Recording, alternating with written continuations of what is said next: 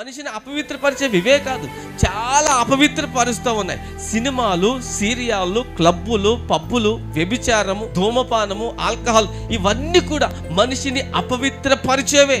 ఏం దొరికితే అది నోట్లు వేసేస్తారు, ఏం దొరికితే అది చూసేస్తారు, ఏది పడితే అది తినేస్తారు, ఎక్కడికి పడితే అక్కడికి వెళ్ళిపోతూ ఉంటారు. వారు తమ్మును తాను అపవిత్రపరుచుకుంటున్నారు. దానియేలు ముందు రాజు భోజనం తీసుకుని వచ్చారు. దానియేలు ఏమన్నాడు తెలుసా? నాకు ఈ రాజు భోజనం వద్దని. ఎందుకో తెలుసా?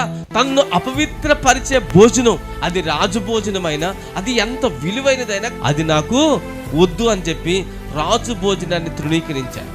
ఒక అమ్మాయి వచ్చి యోసేపుకి ఆఫర్ ఇచ్చింది, నువ్వు నా కోరికను తీరిస్తే నీకేం కావాలిస్తే అది చేసి పెడతానని చెప్పింది. ఆమె యొద్ద నుంచి యోసేపే పారిపోయాడు. ఏమండి, ఈరోజు పాపం ఏం చేస్తుంది తెలుసా? మనుషుల్ని పట్టుకోవాలని ప్రయత్నం చేస్తుంది, మనుషులను పాడు చేయాలని ప్రయత్నం చేస్తుంది. అలాంటి పాపము దగ్గర నుంచి మనం ఏమైపోవాలి తెలుసా? పారిపోయే వారికి ఉండాలి.